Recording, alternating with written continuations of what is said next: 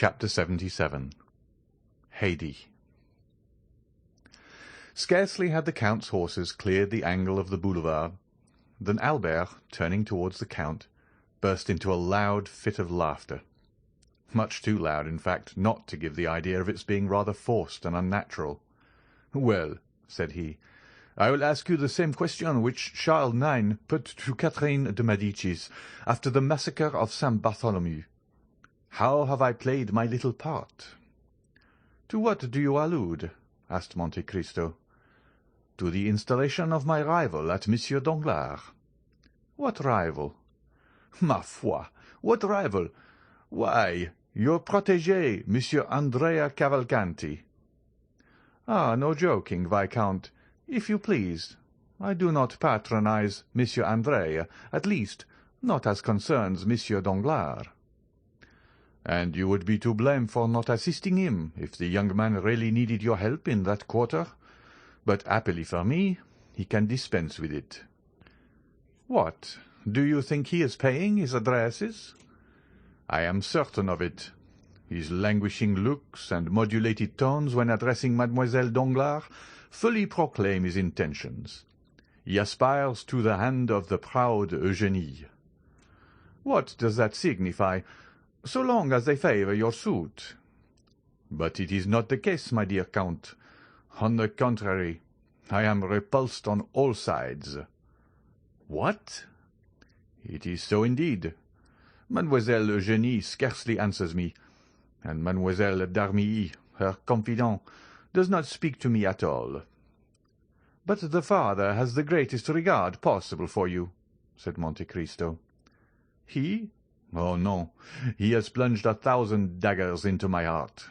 Tragedy weapons, I own, which instead of wounding sheathe their points in their own handles, but daggers which he nevertheless believed to be real and deadly." "Jealousy indicates affection."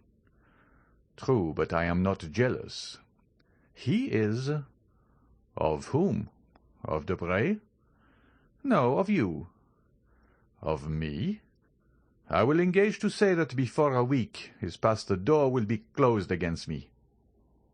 "You are mistaken, my dear Viscount." "Prove it to me." "Do you wish me to do so?" "Yes." "Well, I am charged with the commission of endeavouring to induce the Comte de Morcerf to make some definite arrangement with the Baron." "By whom are you charged?" "By the Baron himself." "Oh," said Albert, with all the cajolery of which he was capable, "you surely will not do that, my dear Count." "Certainly I shall, Albert, as I have promised to do it." "Well," said Albert with a sigh, "it seems you are determined to marry me." "I am determined to try and be on good terms with everybody at all events," said Monte Cristo. "But apropos of Debray, how is it that I have not seen him lately at the Baron's house?" "There has been a misunderstanding." "What, with the Baroness?" "No, with the Baron." "Has he perceived anything?" "Ah, that is a good joke." "Do you think he suspects?" said Monte Cristo with charming artlessness. "Where have you come from, my dear Count?" said Albert. "From Congo, if you will." "It must be farther off than even that." "But what do I know of your Parisian husbands?" "Oh, my dear Count, husbands are pretty much the same everywhere. An individual husband of any country is a pretty fair specimen of the whole race." "But then, what can have led to the quarrel between Danglars and Debray? They seem to understand each other so well," said Monte Cristo with renewed energy. "Ah, now you are trying to penetrate into the mysteries of Isis, in which I am not initiated. When Monsieur Andrea Cavalcanti has become one of the family, you can ask him that question." The carriage stopped. "Here we are," said Monte Cristo. "It is only 10:30. Come in." "Certainly I will." "My carriage shall take you back." "No, thank you. I gave orders for my coupe to follow me." "There it is, then," said Monte Cristo as he stepped out of the carriage. They both went into the house. The drawing-room was lighted up. They went in there. "You will make tea for us, Baptistine," said the Count. Baptistine left the room without waiting to answer, and in 2 seconds reappeared, bringing on a waiter all that his master had ordered, ready prepared, and appearing to have sprung from the ground, like the repasts which we read of in fairy tales. "Really, my dear Count," said Morcerf, "what I admire in you is not so much your riches, for perhaps there are people even wealthier than yourself, nor is it only your wit, for Beaumarchais might have possessed as much, but it is your manner of being served, without any questions, in a moment, in a second. It is as if they guessed what you wanted by your manner of ringing, and made a point of keeping everything you can possibly desire in constant readiness. What you say is perhaps true. They know my habits. For instance, you shall see. How do you wish to occupy yourself during tea-time?" "Ma foi, I should like to smoke." Monte Cristo took the gong and struck it once. In about the space of a second a private door opened, and Ali appeared bringing 2 chibouks filled with excellent latakia. "It is quite wonderful," said Albert. "Oh, no, it is as simple as possible," replied Monte Cristo. "Ali knows I generally smoke while I am taking my tea or coffee. He has heard that I ordered tea, and he also knows that I brought you home with me. When I summoned him he naturally guessed the reason of my doing so, and as he comes from a country where hospitality is especially manifested through the medium of smoking, he naturally concludes that we shall smoke in company, and therefore brings 2 chibouks instead of 1. And now the mystery is solved." "Certainly you give a most commonplace air to your explanation.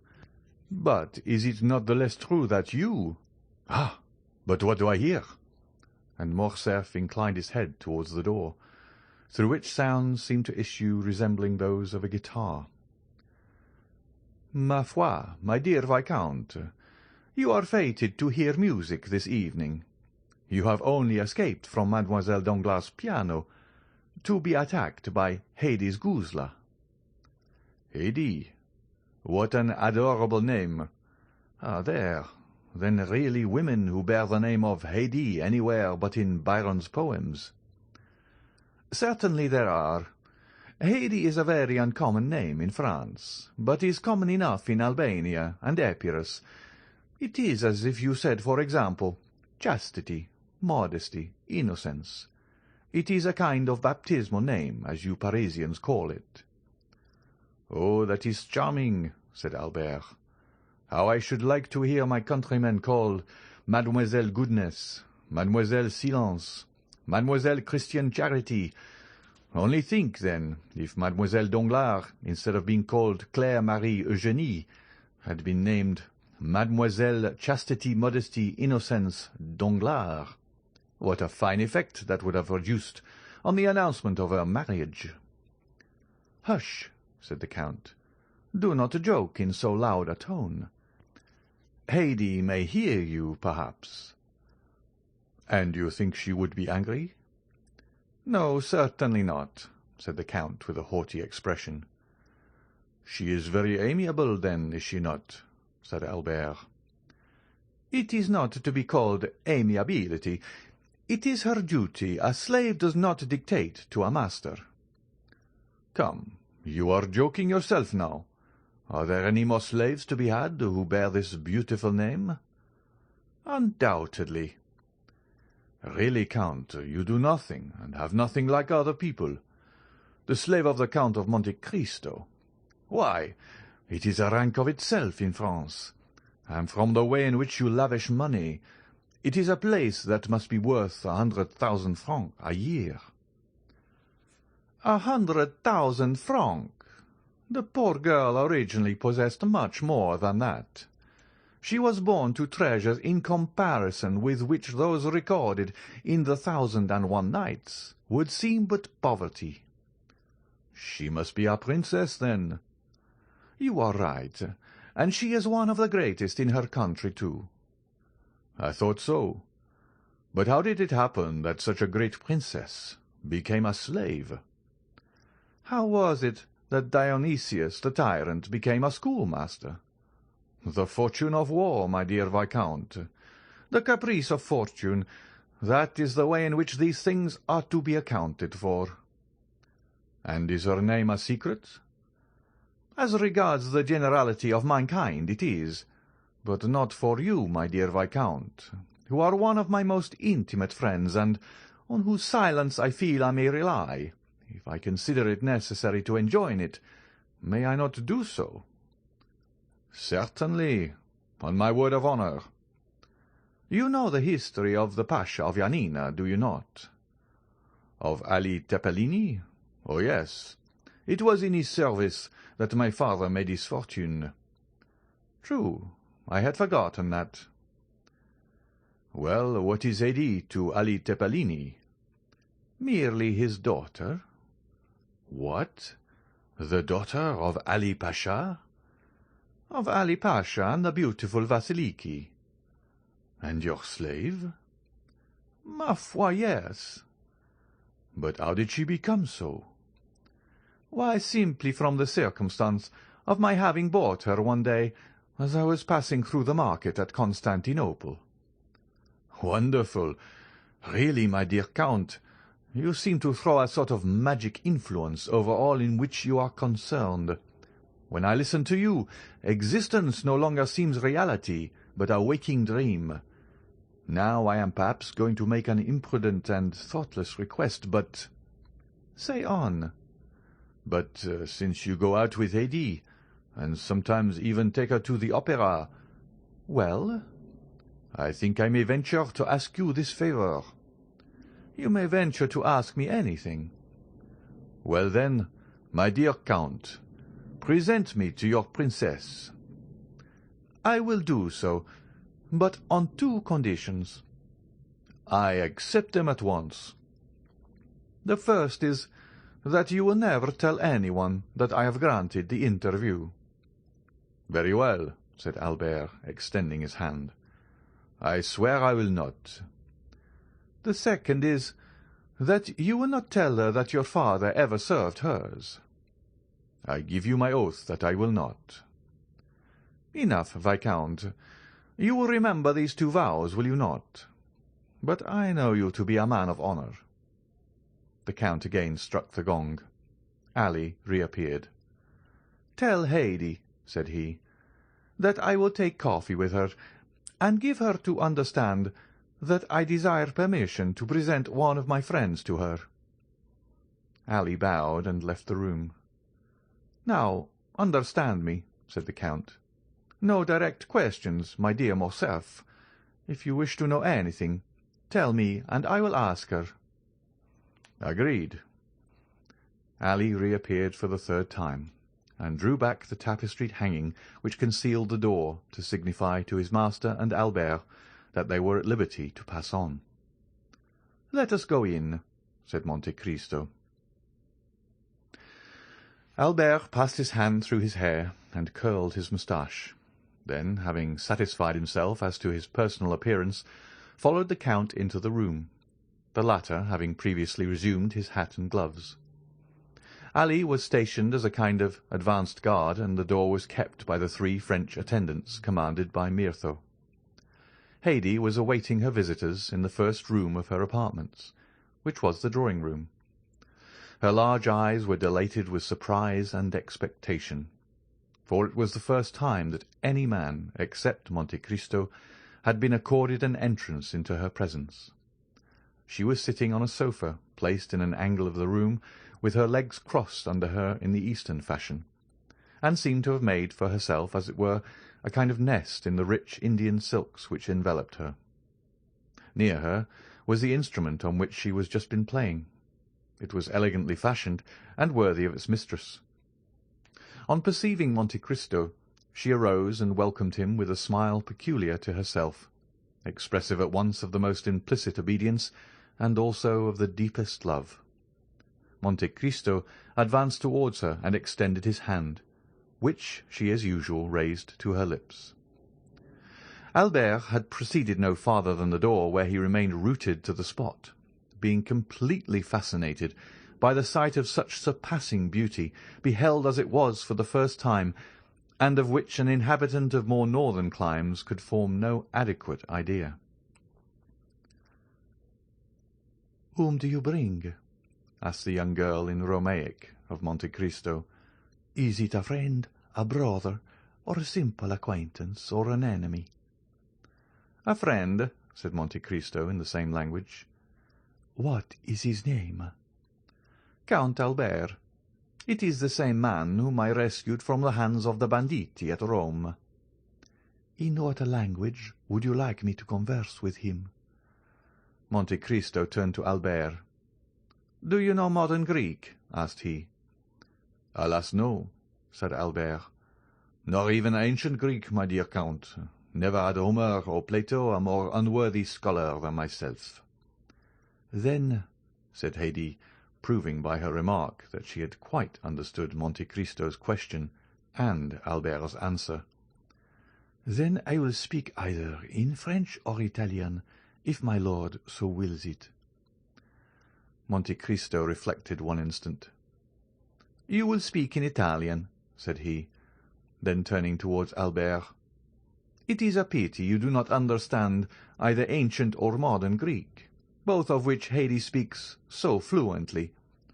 The poor child will be obliged to talk to you in Italian, which will give you but a very false idea of her powers of conversation." The Count made a sign to Haydée to address his visitor. "Sir," she said to Morcerf, "you are most welcome as the friend of my lord and master." This was said in excellent Tuscan, and with that soft Roman accent which makes the language of Dante as sonorous as that of Homer. Then, turning to Ali, she directed him to bring coffee and pipes, and when he had left the room to execute the orders of his young mistress, she beckoned Albert to approach nearer to her. Monte Cristo and Morcerf drew their seats towards a small table, on which were arranged music, drawings, and vases of flowers. Ali then entered bringing coffee and chibouques. As to Monsieur Baptistin, this portion of the building was interdicted to him. Albert refused the pipe which the Nubian offered him. "Oh, take it, said the Count. "Haydée is almost as civilized as a Parisian. The smell of an Havana is disagreeable to her, but the tobacco of the East is a most delicious perfume, you know." Ali left the room. The cups of coffee were all prepared, with the addition of sugar which had been brought for Albert. Monte Cristo and Haydée took the beverage in the original Arabian manner, that is to say, without sugar. Haydée took the porcelain cup in her little slender fingers, and conveyed it to her mouth with all the innocent artlessness of a child when eating or drinking something which it likes. At this moment 2 women entered, bringing salvers filled with ices and sherbet, which they placed on 2 small tables appropriated to that purpose. "My dear host, and you, signora," said Albert in Italian, "excuse my apparent stupidity. I am quite bewildered, and it is natural that it should be so. Here I am in the heart of Paris, but a moment ago I heard the rumbling of the omnibuses and the tinkling of the bells of the lemonade sellers, and now I feel as if I was suddenly transported to the East, not such as I have seen it, but such as my dreams have painted it. Oh, signora, if I could but speak Greek, your conversation added to the fairy scene which surrounds me would furnish an evening of such delight as it would be impossible for me ever to forget." "I speak a sufficient Italian to enable me to converse with you, sir," said Haydée quietly, "and if you like what is Eastern, I will do my best to secure the gratification of your tastes while you are here." "On what subject shall I converse with her?" said Albert in a low tone to Monte Cristo. "Just what you please. You may speak of her country, and of her youthful reminiscences. Or if you like it better, you can talk of Rome, Naples, or Florence. "Oh," said Albert, "it is of no use to be in the company of a Greek if one converses just in the same style as with a Parisian. Let me speak to her of the East." "Do so, then. For all of themes which you could choose, that will be the most agreeable to her taste." Albert turned towards Haydée. "At what age did you leave Greece, Signora?" asked he. "I left it when I was but 5 years old," replied Haydée. "And have you any recollection of your country?" "When I shut my eyes and think, I seem to see it all again. The mind can see as well as the body. The body forgets sometimes, but the mind never forgets." "And how far back into the past do your recollections extend?" "I could scarcely walk when my mother, who was called Vasiliki, which means royal," said the young girl, tossing her head proudly, "took me by the hand, and after putting in our purse all the money we possessed, we went out, both covered with veils, to solicit alms for the prisoners, saying, 'He who giveth to the poor lendeth to the Lord.' Then, when our purse was full, we returned to the palace, and without saying a word to my father, we went into the convent, where it was divided amongst the prisoners." "And how old were you at that time?" "I was 3 years old," said Haydée. "Then you remember everything that went on about you from the time when you were 3 years old?" said Albert. "Everything." "Count," said Albert in a low tone to Monte Cristo, "do allow the Signora to tell me something of her history. You prohibited my mentioning my father's name to her, but perhaps she will allude to him of her own accord in the course of the recital, and you have no idea how delighted I should be to hear our name pronounced by such beautiful lips." Monte Cristo turned to Haydée, and with an expression of countenance which commanded her to pay the most implicit attention to his words, he said in Greek, "Tell us the fate of your father, but neither the name of the traitor nor the treason." Haydée sighed deeply, and a shade of sadness clouded her beautiful brow. "What are you saying to her?" said Morcerf in an undertone. "I again reminded her that you were a friend, and that she need not conceal anything from you." "Then," said Albert, "this pious pilgrimage on behalf of the prisoners was your first remembrance? What is the next?"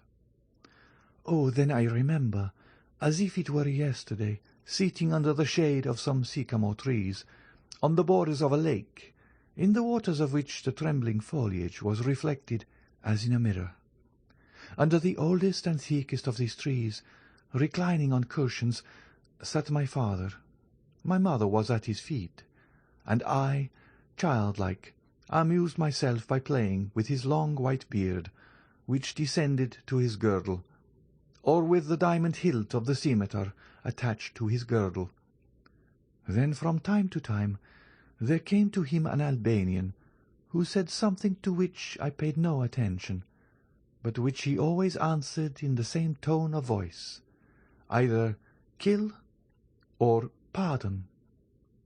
"It is very strange," said Albert, "to hear such words proceed from the mouth of anyone but an actress on the stage, and one needs constantly to be saying to oneself, 'This is no fiction, it is all reality,' in order to believe it.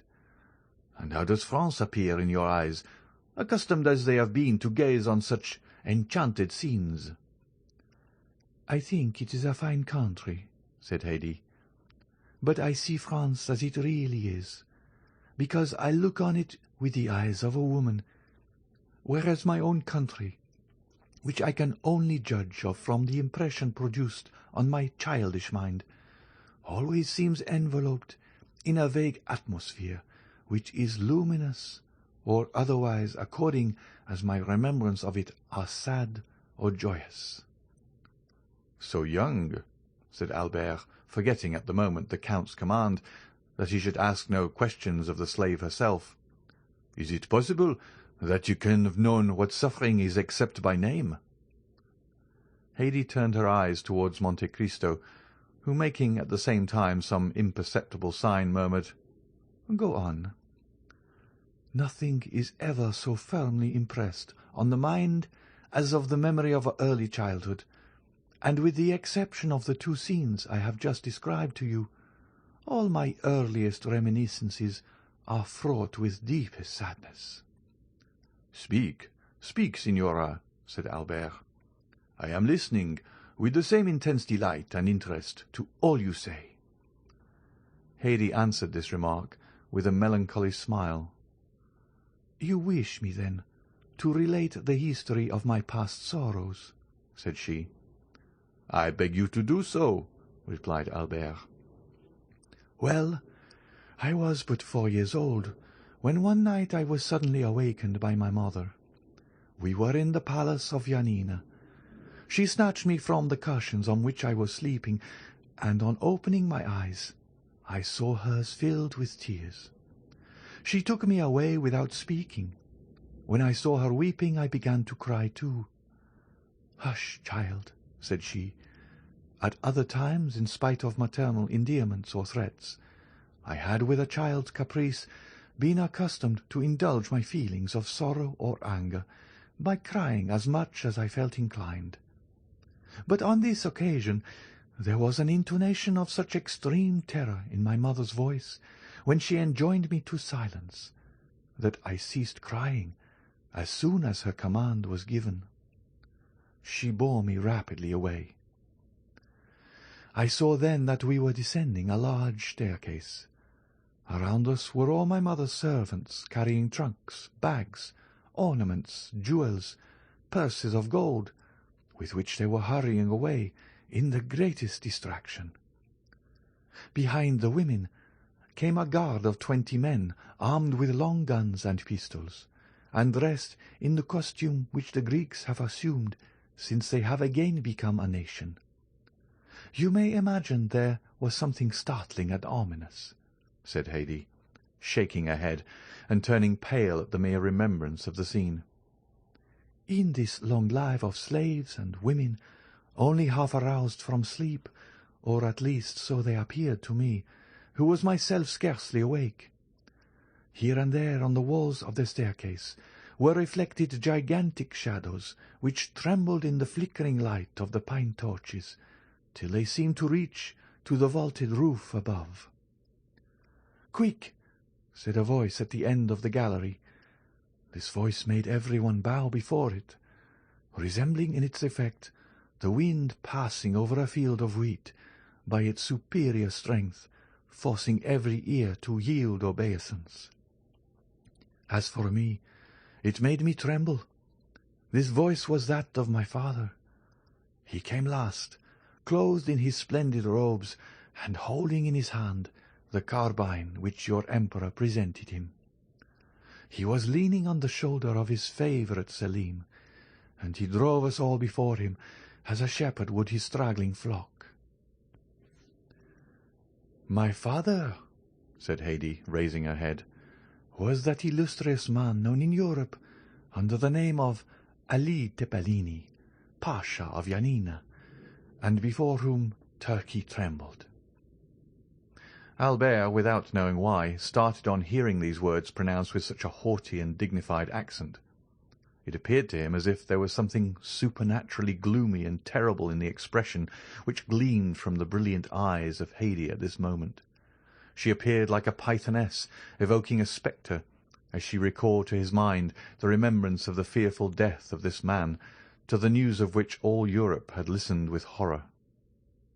"Soon," said Haydée, "we halted on our march, and found ourselves on the borders of a lake. My mother pressed me to her throbbing heart, and at the distance of a few paces I saw my father, who was glancing anxiously around. 4 marble steps led down to the water's edge, and below them was a boat floating on the tide. From where we stood I could see in the middle of the lake a large blank mass. It was the kiosk to which we were going. This kiosk appeared to me to be at a considerable distance, perhaps on account of the darkness of the night, which prevented any object from being more than partially discerned. We stepped into the boat. I remember well that the oars made no noise whatever in striking the water, and when I leaned over to ascertain the cause, I saw that they were muffled with the sashes of our palicares.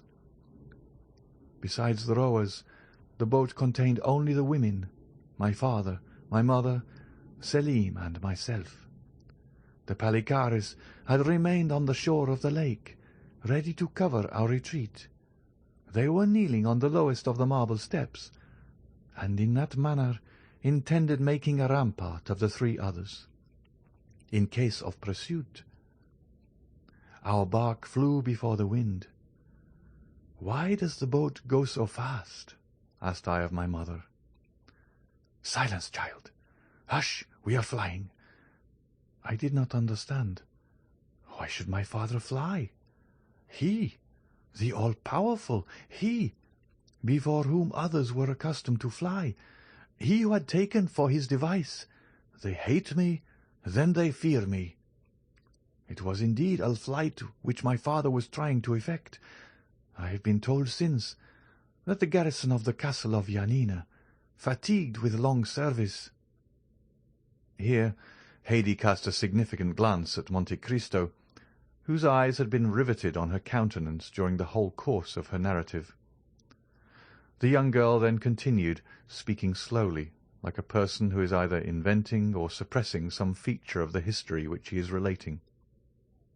"You were saying, Signora," said Albert, who was paying the most implicit attention to the recital, "that the garrison of Yanina, fatigued with long service—" "Had treated with the Seraskier, Khorshid, who had been sent by the Sultan to gain possession of the person of my father. It was then that Ali Tepelini, after having sent to the Sultan a French officer in whom he reposed great confidence, resolved to retire to the asylum which he had long before prepared for himself, and which he called Cataphigion, or the Refuge." "And this officer," said Albert, "do you remember his name, Signora?"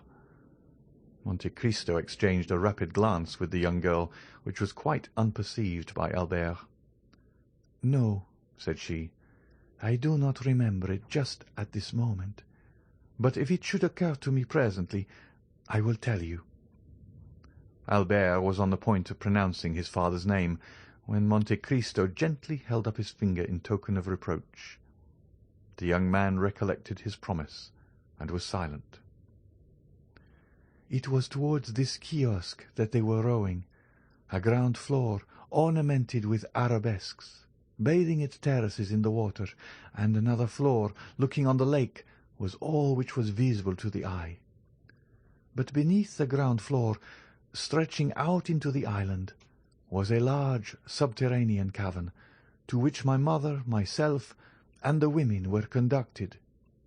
In this place were together 60,000 pouches and 200 barrels. The pouches contained 25 million of money in gold, and the barrels were filled with 30,000 pounds of gunpowder. Near the barrels stood Selim, my father's favourite, whom I mentioned to you just now. He stood watch day and night, with a lance provided with a lighted slow match in his hand, and he had orders to blow up everything: kiosk, guards, women, gold, and Ali Tepelini himself, at the first signal given by my father. I remember well that the slaves, convinced of the precarious tenure on which they held their lives, passed whole days and nights in praying, crying, and groaning. As for me, I can never forget the pale complexion and black eyes of the young soldier, and whenever the angel of death summons me to another world, I am quite sure I shall recognize Selim. I cannot tell you how long we remained in this state. At that period I did not even know what time meant. Sometimes, but very rarely, my father summoned me and my mother to the terrace of the palace.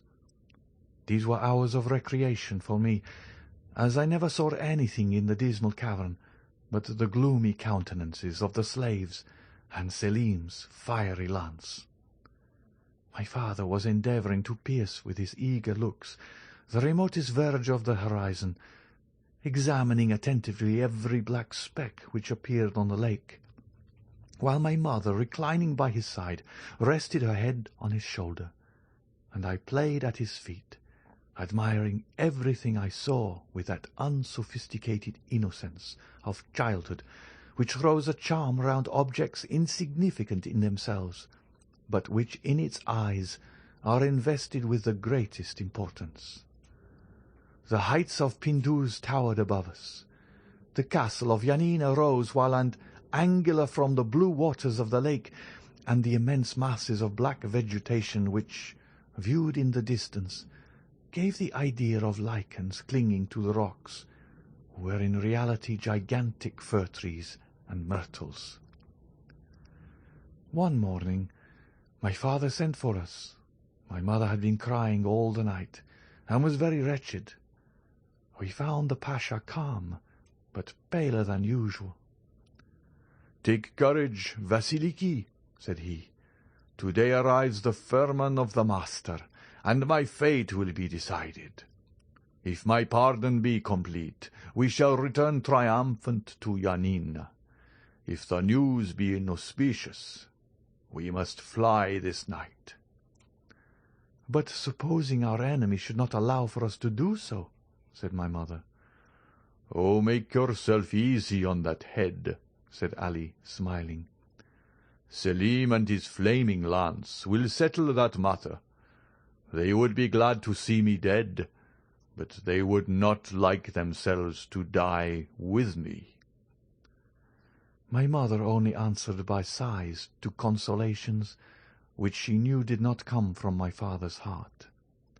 She prepared the iced water which he was in the habit of constantly drinking, for since his sojourn at the kiosk he had been parched by the most violent fever, after which she anointed his white beard with perfumed oil and lighted his chibouque, which he sometimes smoked for hours together, quietly watching the wreaths of vapour that ascended in spiral clouds, and gradually melted away in the surrounding atmosphere. Presently he made such a sudden movement that I was paralyzed with fear. Then, without taking his eyes from the object which had first attracted his attention, he asked for his telescope.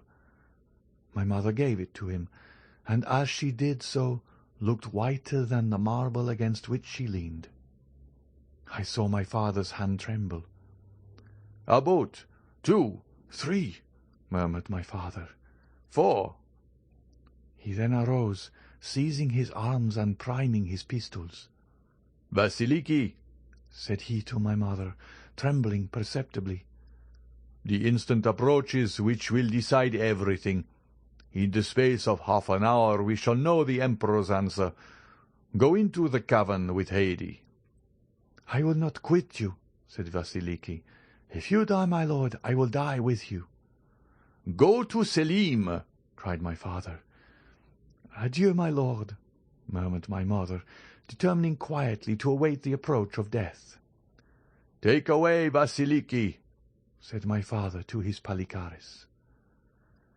As for me, I had been forgotten in the general confusion. I ran toward Ali Tepelini. He saw me hold out my arms to him, and he stooped down and pressed my forehead with his lips. Oh, how distinctly I remember that kiss! It was the last he ever gave me, and I feel as if it were still warm on my forehead. On descending, we saw through the lattice-work several boats which were gradually becoming more distinct to our view.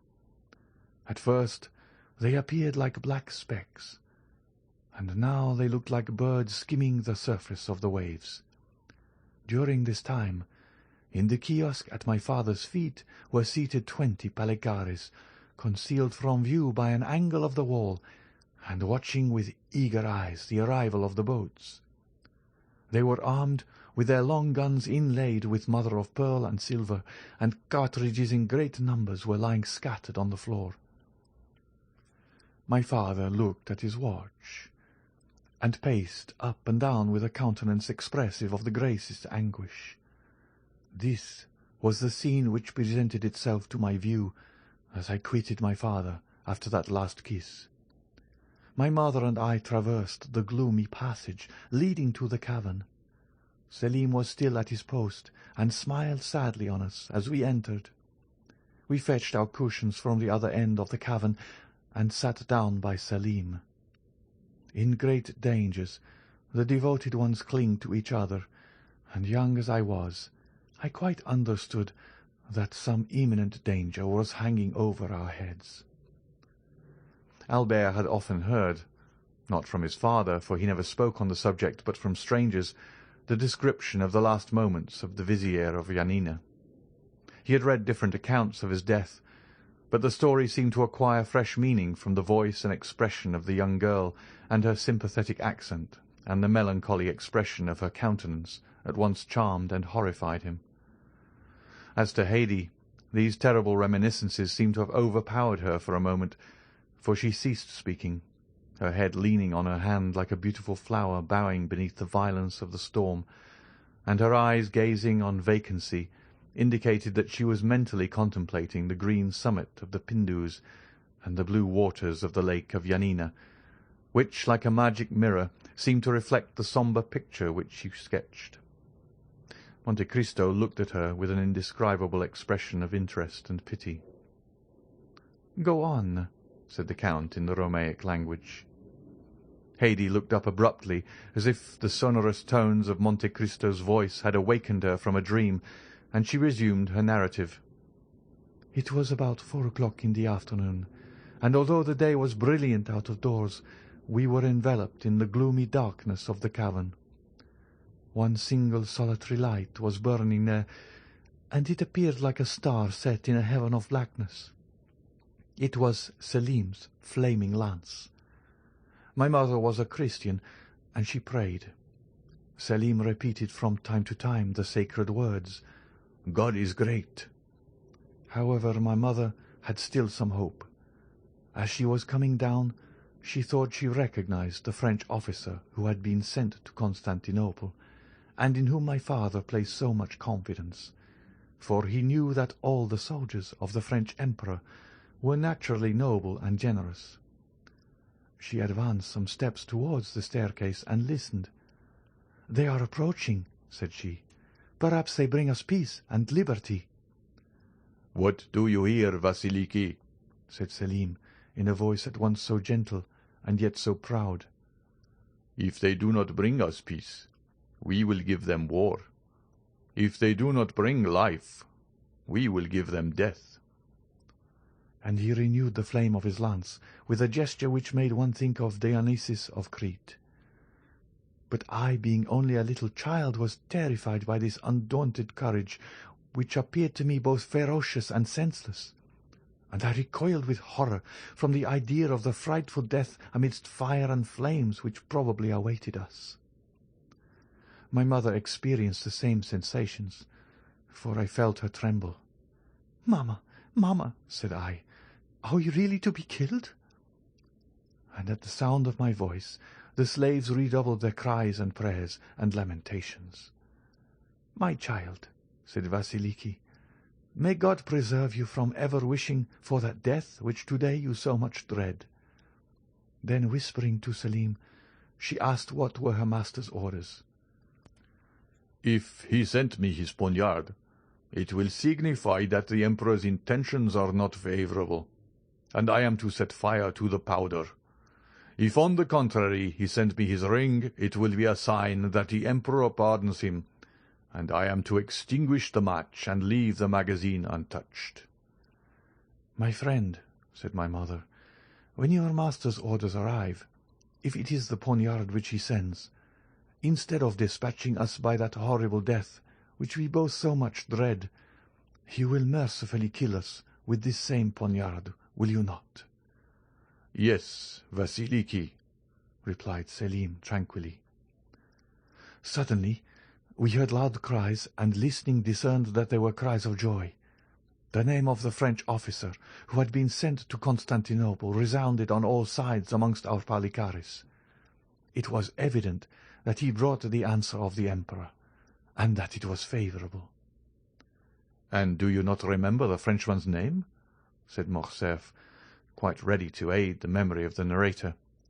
Monte Cristo made a sign to him to be silent. "I do not recollect it," said Haydée. The noise increased. Steps were heard approaching nearer and nearer. They were descending the steps leading to the cavern. Selim made ready his lance. Soon a figure appeared in the grey twilight at the entrance of the cave, formed by the reflection of the few rays of daylight which had found their way into this gloomy retreat. "Who are you?" cried Selim. "But whoever you may be, I charge you not to advance another step." "Long live the Emperor," said the figure. "He grants a full pardon to the Vizier Ali, and not only gives him his life, but restores to him his fortune and his possessions." My mother uttered a cry of joy, and clasped me to her bosom. "Stop," said Selim, seeing that she was about to go out. "You see, I have not yet received the ring." "True," said my mother, and she fell on her knees, at the same time holding me up towards heaven, as if she desired, while praying to God in my behalf, to raise me actually to his presence. And for the second time Haydée stopped, overcome by such violent emotion that the perspiration stood upon her pale brow, and her stifled voice seemed hardly able to find utterance, so parched and dry were her throat and lips. Monte Cristo poured a little iced water into a glass, and presented it to her, saying with a mildness in which was also a shade of command, "Courage." Haydée dried her eyes and continued. By this time our eyes, habituated to the darkness, had recognized the messenger of the Pasha. It was a friend. Selim had also recognized him, but the brave young man only acknowledged one duty, which was to obey. "In whose name do you come?" said he to him. "I come in the name of our master, Ali Tepelini." "If you come from Ali himself," said Selim, "you know what you are charged to remit to me." "Yes," said the messenger, "and I bring you his ring." At these words he raised his hand above his head to show the token, but it was too far off, and there was no light enough to enable Selim, where he was standing, to distinguish and recognize the object presented to his view. "I do not see what you have in your hand," said Selim. "Approach, then," said the messenger, "or I will come nearer to you if you prefer it." "I will agree to neither one nor the other," replied the young soldier. "Place the object which I desire to see in the ray of light which shines there, and retire while I examine it." "Be it so," said the envoy, and he retired after having first deposited the token agreed on in the place pointed out to him by Selim. Oh, how our hearts palpitated, for it did indeed seem to be a ring which was placed there. But was it my father's ring? That was the question. Selim, still holding in his hand the lighted match, walked towards the opening in the cavern, and, aided by the faint light which streamed in through the mouth of the cave, picked up the token. "It is well," said he, kissing it. "It is my master's ring." And throwing the match on the ground, he trampled on it and extinguished it. The messenger uttered a cry of joy and clapped his hands. At this signal, 4 soldiers of the Seraska Khorshid suddenly appeared, and Selim fell, pierced by 5 blows. Each man had stabbed him separately, and intoxicated by their crime, though still pale with fear, they sought all over the cavern to discover if there was any fear of fire, after which they amused themselves by rolling on the bags of gold. At this moment my mother seized me in her arms, and hurrying noiselessly along the numerous turnings and windings known only to ourselves, she arrived at a private staircase of the kiosk. where was a scene of frightful tumult and confusion. The lower rooms were entirely filled with Khorshid's troops, that is to say, with our enemies. Just as my mother was on the point of pushing open a small door, we heard the voice of the Pasha sounding in a loud and threatening tone. My mother applied her eye to the crack between the boards. I luckily found a small opening, which afforded me a view of the apartment and what was passing within. "What do you want?" said my father to some people who were holding a paper inscribed with characters of gold. "What we want," replied one, "is to communicate to you the will of His Highness. Do you see this firman?" "I do," said my father. "Well, read it. He demands your head." My father answered with a loud laugh, which was more frightful than even threats would have been, and he had not ceased when 2 reports of a pistol were heard. He had fired them himself, and had killed 2 men. The Palikares, who were prostrated at my father's feet, now sprang up and fired, and the room was filled with fire and smoke.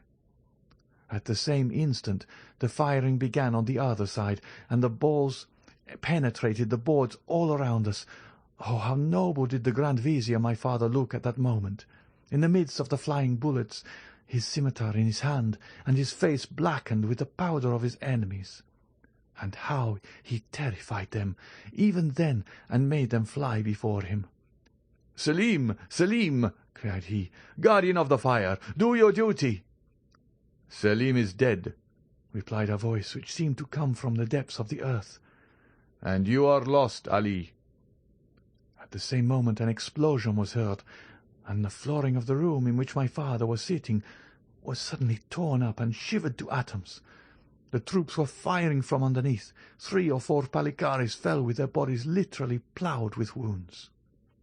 My father howled aloud, plunged his fingers into the holes which the balls had made, and tore up one of the planks entire. But immediately through this opening 20 more shots were fired, and the flame, rushing up like fire from the crater of a volcano, soon reached the tapestry, which it quickly devoured. In the midst of all this frightful tumult and these terrific cries, 2 reports, fearfully distinct, followed by 2 shrieks more heart-rending than all, froze me with terror. These 2 shots had mortally wounded my father, and it was he who had given utterance to these frightful cries. However, he remained standing, clinging to a window. My mother tried to force the door, that she might go and die with him, but it was fastened on the inside. All around him were lying the Palikares, writhing in convulsive agonies, while 2 or 3, who were only slightly wounded, were trying to escape by springing from the windows. At this crisis the whole flooring suddenly gave way. My father fell on one knee, and at the same moment 20 hands were thrust forth, armed with sabres, pistols, and poniards. 20 blows were instantaneously directed against one man, and my father disappeared in a whirlwind of fire and smoke, kindled by these demons, and which seemed like hell itself, opening beneath his feet. I felt myself fall to the ground. My mother had fainted. Haydée's arms fell by her side, and she uttered a deep groan.